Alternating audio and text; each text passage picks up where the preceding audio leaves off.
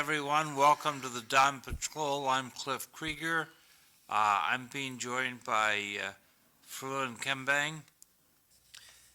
On this day in 1990, the German Democratic Republic was abolished and became part of the Federal Republic of Germany. And so since then it's been celebrated as German Unity Day. So today is German Unity Day. They have parades? When was it abolished? 1990. Oh, okay, after the fall. After the fall of the wall, yeah. And today in 1993 was Perfect. the American effort to capture a warlord in Mogadishu fails Where's Mogadishu? No, Somalia. in Somalia, in Africa.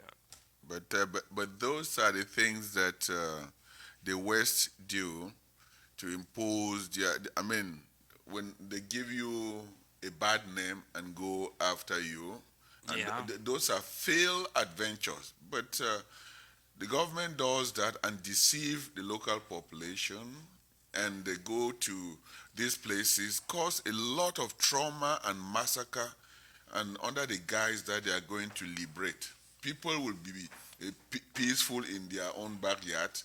You come there with your flag of liberation. By the time you leave, it is a mess. Wherever, just name me one place that we have gone there and liberated. Iraq is a mess. Libya is even the worst mess that has caused a lot of problem in Europe and in Africa. Afghanistan is a mess. Vietnam was a mess. Syria. What one was that before? After Afghanistan? Oh, no. After Afghanistan, I went to the Far East. I'm just. Oh, yeah, but what country did you say? I said Vietnam. Vietnam's not a mess. No? Then, how many years did it take them to be where they are?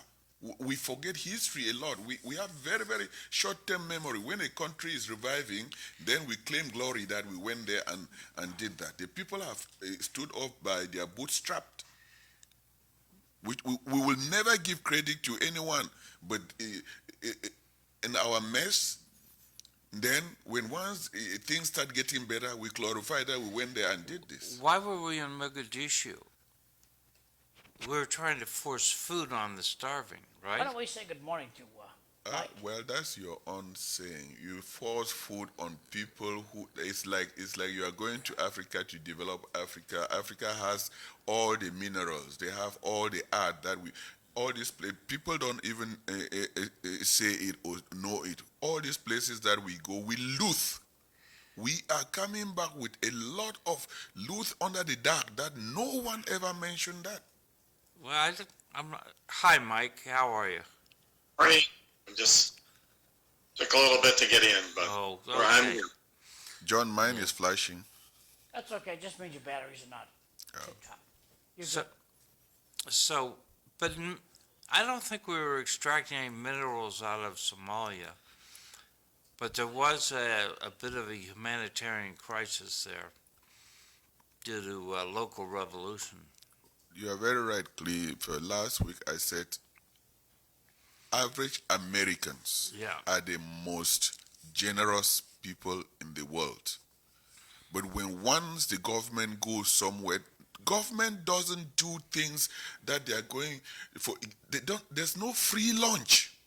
There's always the publicity makes it a free that we are generous. But underneath that publicity, there is a lot of strings attached. There's a rope around these countries' necks, these poor countries' necks. You must do this, or we will do this, or we will put our bases here, we will do this. These guys, they have no choice, nothing. But the publicity came that, oh, we are Messiah, we are going there, and the intention has always been to impoverish these people, not to rise, to see the sun shine so that they can be our competitors and our rivals. Yeah, there is, I agree that goes on. I sent you a clip of the prospective Italian Prime Minister lacing into President Emmanuel Macron just on that basis. Yeah, why was she saying that? That is this generation, not those generation of imperialist mentality that the West is always the best, that we will go somewhere and preach democracy and destroy other systems of life so that we preach what we can manipulate, and then the people who know about their own culture, their own system, their own environment, they become foreigners in their own home, then we become leaders and govern them by our own foreign ideas that they don't know. But you use the term West. You're including China in that, right? You consider them a Western nation? Well, of course, anyone who espouses and advances imperialist ideas, their avarice for local material consumption, all of them are pointing their guns and spears to Africa. That is where the 21st partition of Africa is coming. It's not coming just among the Europeans, it's continental now. Asia and Europe. In Asia, you have the Russians, you have Chinese. Then in the West, you have the U.S. and the whole of Europe. Can you dispute that? No. It's a good point. So, where does Russia stand right now versus Ukraine and versus treaty arrangements? I think they've pretty well said treaties don't count. They've annexed 4 provinces out of Ukraine. Anybody got any thoughts on this? Can't trust the Russians. I shouldn't say that. You can't trust the Russian government. All right. Mike? I mean, do they really care about international law? First of all, they're a permanent member of the UN Security Council, so they can veto anything they want, and there's really nothing anybody can do about it. So, I mean, they don't care. I mean, they're drafting people up to age 65 now in Russia. The Russian people even know that's not right, and men are leaving the country by thousands, because they know it's not right. They have state-run television. That's the only thing people get to see there. So, I mean, why should we trust? I'm with John. Why should we trust them about anything? Fru, any thoughts? Well, you talk of international law. The West, the U.S., and China, what's their population? The continent of Africa, that's the biggest continent. Is anyone at the Security Council? India, are they there? When Europeans and the West impose their laws, we talk about Russia can only stand up because, yes, they have that might. When whatever the West does, they are in control. When it is good for them, they don't care. What we talk about Russia, I don't even know more about Russia. I'm only watching what they talk, what we, as Americans, the TV led us to see. If you are on the other side of the coin that we don't see, that the TV will not see, you would not know the truth. So everything that we see and talk is local consumption. It's coming through our own tubes. But I think it's our responsibility as voters to go out and rake those leaves and see if there's something else to be seen. Well, but yes, to rake those leaves. But when the two elephants fight, it is the grass that suffers. The leaf can come down. It's only when the wind blows. You cannot control the wind, but the leaves have to fall down. I just want to mention, too, that you have the 5 permanent Security Council members, but there's also other members of the Security Council on a rotating basis. And I know that they usually have one of the members are from the continent of Africa. So they are involved with the Security Council. Who are the members of the Security Council who have veto powers, Mike? When you mention that, whether you are a standby and observer doesn't mean that you are a member. Do you have a vote? Does your voice, the Europeans, the West will always say this about Africa. What is the population of Africa? What does Africa contribute to the world GDP in terms of raw material? You mentioned about the West and China will mention about manufactured goods. Where are the raw material to manufacture those goods coming from? It's from Africa. No, I understand what you're saying, Fru, but I mean, they do. I mean, it's not very often that the permanent members are using their veto power. From what I've followed, I mean, they usually work things out. So everybody who's on the council, they usually vote and make decisions. But now with Russia, things have changed with Russia. That's a concern. I believe that they should get rid of that veto power. I mean, this is my own personal opinion, and that it should be majority votes on that, because the way the world works now is not the same as when World War II ended, and I don't agree that 5 nations should have the power to control everything else. So I am agreeing with you. I totally agree with that, Mike. Who preaches democracy? What is democracy? When once the permanent powers are come from Europe, France, little France, they have nothing, but they are a member of the Security Council. They have veto power.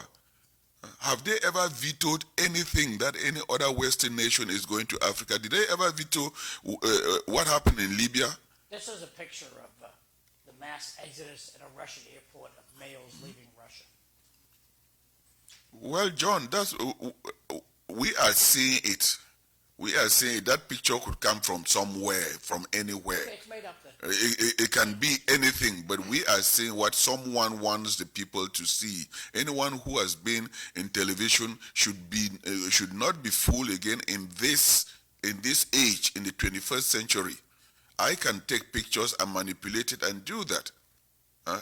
Those days are long gone that people will use all this to deceive the public and sell their own ideologies. You mentioned you don't believe the picture. I respect your opinion. No, I just question. Whatever the media puts out. You said it was false. No, That I was my question. take on what you just said. I question. I don't believe You don't blindly. think the people leave in Russia? I don't believe blindly because on both sides of the Okay, aisle. how old are you? How old are you, Fru? Well, John, as old How as old you are are. How old are you, Fru? As old as you are. Okay. Do you think it's okay that the United States military drafts you into the army? Well, what do I have power? Any decision? You're not answering the question, okay? You're doing the Nikki Sogas dancing around the question. No. Is it okay if the United States drafts you? It's a yes or no, yes, no, right or no. Well, you've always known my stand that I don't say yes or no, John. I understand, but you got to start off with that, buddy. John, Is it okay that the United States drafts you? if death comes, do you have a choice? You have to die. Never mind, Cliff. You can move on. I'm not getting an answer out of my friend Fru. If death comes, you Never cannot mind, deny it. never That's the mind, situation never that mind. the citizens are in. You've gone by the board. Never mind. We're good. you mentioned that France didn't have much, but they do have nuclear weapons. And the only reason I mention that is the Russians have threatened to use nuclear weapons. People have created theories on when they might use them.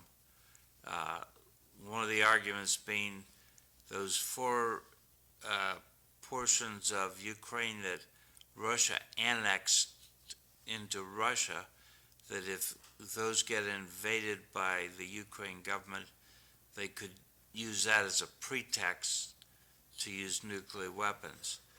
And I think most people wonder, well, what would be the U.S. response? I mean, yeah, the NATO response, but close underneath, what's the U.S. response? Because we have a big arsenal of nuclear weapons. But there's also the question of, would England freelance and do something, or would France freelance and do something. The General de Gaulle, this is before you guys' time, back when I was young, General de Gaulle was adamant about the need for an independent French nuclear capability, the force de frappe, so that if they felt threatened and nobody else did, they could respond with nuclear weapons. They could drag us into a nuclear war. It would not be pretty. Well, that will not be strange. France has never won any war without the help of mostly Africans, and after the Africans helped them, they massacred the Africans. When you are talking about nuclear war, the nuclear war is always what the West use for deterrent, but they will do everything to discourage any other country. When the apartheid murderous regime was in South Africa, they had nuclear war because they are Western oriented. They are from the West. Nobody's talk about it. When Mandela was coming in for a nuclear state to be in Africa, they dismantle it. Up in Libya, they would dismantle it. Now you are talking to me about nuclear war. If there's going to be a nuclear destruction in the world, it must come from Europe. It will come from the West. And if we're talking about nuclear war, Europe will be the one that will go up in flames because that will be the center of it.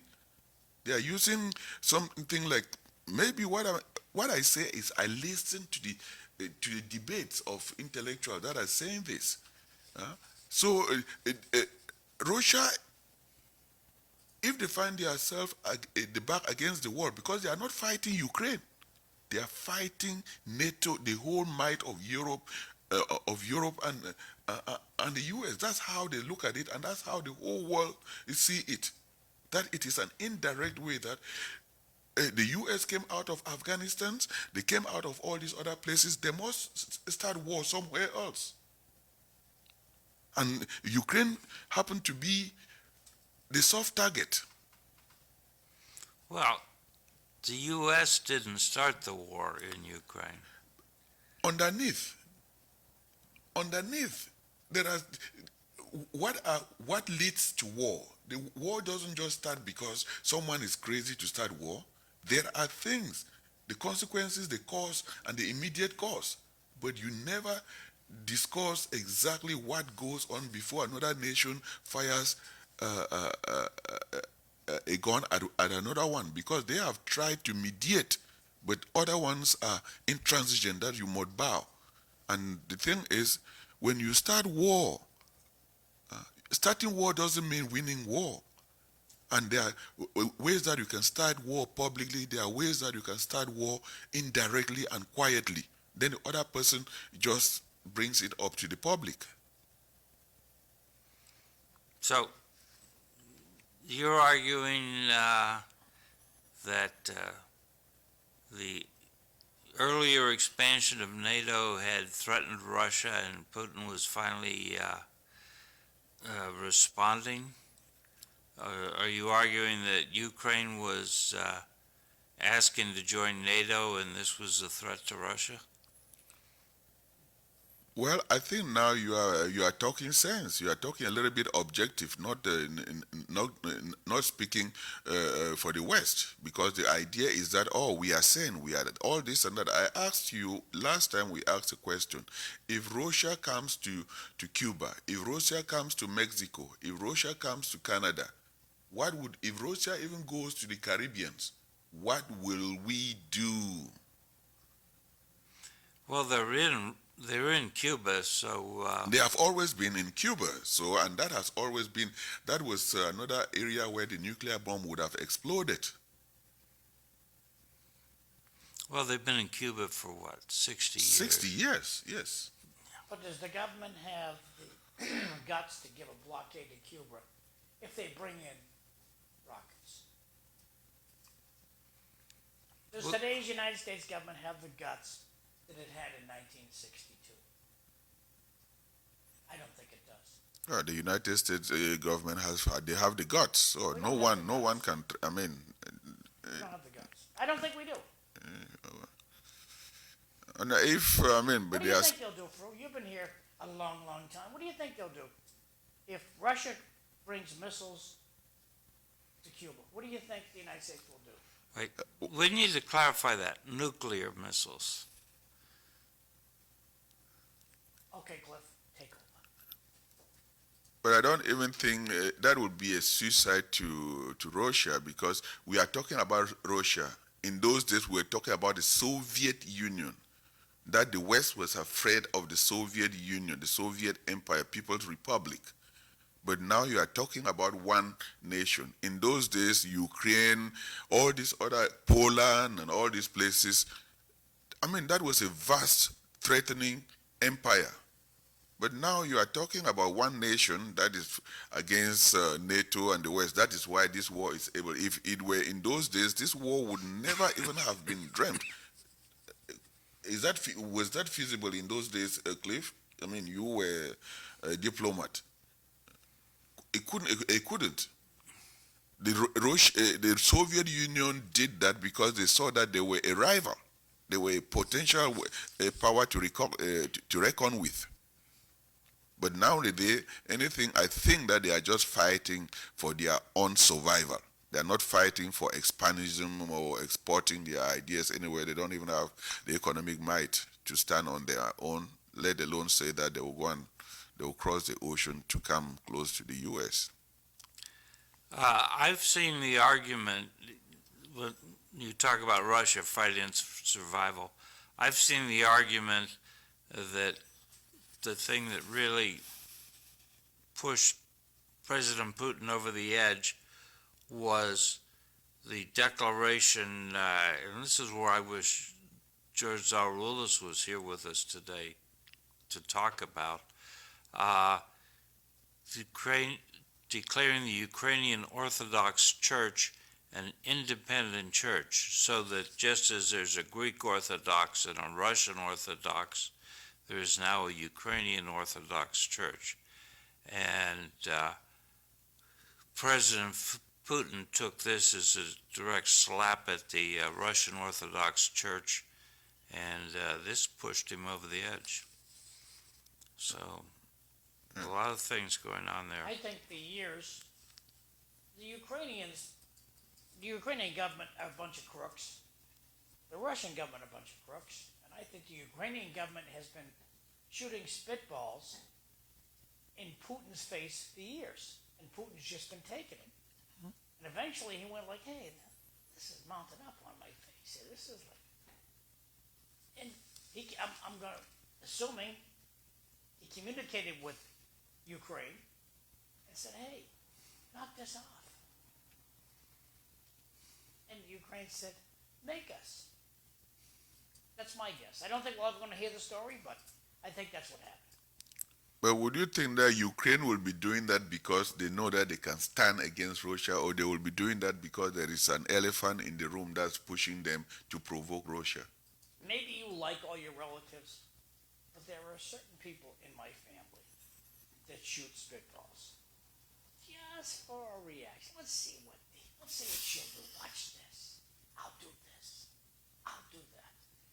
Like I have a brother-in-law on Thanksgiving that will take the controls off the stove when his wife's cooking. He'll just take them off the stove. He thinks that's funny. I don't think it's funny. But he gets a big kick out of it. Something he does that. And so if you don't realize what poking the bear is, and I think the Ukrainian government poked the Russian bear. Yeah, it could be. What's the thought out west there in New York? Well, I mean, this with Ukraine and Russia, don't forget, Ukraine's been basically fighting with them since they annexed Crimea since 2014. So this has been simmering for a long time. I mean, it's not, it just wasn't in the news, in the Western news, as Fru has pointed out to us. That hasn't been a story until now this has happened. And even now, I mean, if you look at the news, how it's gone, we're discussing it, but how often do you see the Ukrainian war really in the news all the time? How much time is spent on it? There really isn't a lot of time on it because there's other things that are more important. Like now they're showing everything obviously from Florida, or they're talking about the elections coming up. So the Ukraine war is not really being discussed that much, even though we're going to be allocating billions of dollars more towards that. Oh yeah, billions. A billion here, a billion there, it soon adds up to real money. Should the parents be informed of the drag queen coming to the library to read to the children? I believe the parents are informed if they care to. There are people who are driving by the house today who have no idea who the mayor of Lowell is. They might know the governor's name. They certainly don't know the state rep's name or any city councilor's name, except for Rita Mercier. By the way, it's her birthday today. Happy birthday, Rita. Happy birthday, Rita. Happy birthday, Rita. But the average Annie Joe just does not pay attention. When a plumber comes to your house to fix your pipes, you don't ask him, where'd you get the pipes? Where'd you go to school? How's your family? Do you believe in God? You don't ask any of that stuff. Should parents be informed if the school is engaging in mental health services related to sexual orientation or gender identity? Do you got a thought on that, Fru? I don't know the facts about it, but I think that parents should be involved in the life of their children. And either way, why would you be a parent unless they are saying that the children are adult, independent, that they could make decisions about themselves. So I'm a parent. I would like to be involved in the life of my children, no matter what is it, during what is good and what is bad, when things are going wrong and when things are going right. That's the role of a parent. You should not only stand or be informed when to celebrate. You should also be informed to know when things are not going well. That's my own take. As a parent, I should be involved. Okay, Mike, you got any thoughts before we jump to MCAS? No, I'm going to wait on this one. Okay. Yeah.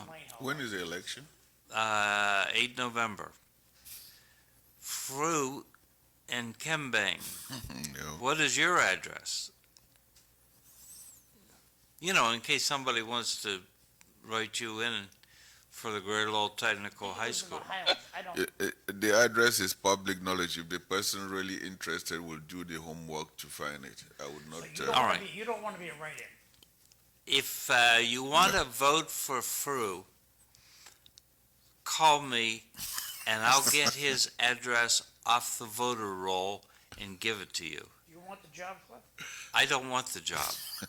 I think I'm too old. I think you young guys ought to do this. I remember many years back, it was a duel between me and you for it, right? Yeah. And it went to the realtor and appraiser. Yes. Oh yeah, a good friend too. Begins with next Monday's no Indigenous Columbus Day. No. Oh, okay. I would have been probably talking from South Africa, Johannesburg, because I thought I was going to zoom in. Are you going to go to South Africa? Yes. Fantastic. Beautiful. How long are you going for? 1 week. Only a week? You're longer on the plane to get there. 1 week, yes. How long is the plane flight? That's a long way. So I thought I was going to zoom in. 2 days of that week. Wait, you can zoom in Friday. Friday? Yeah. Okay.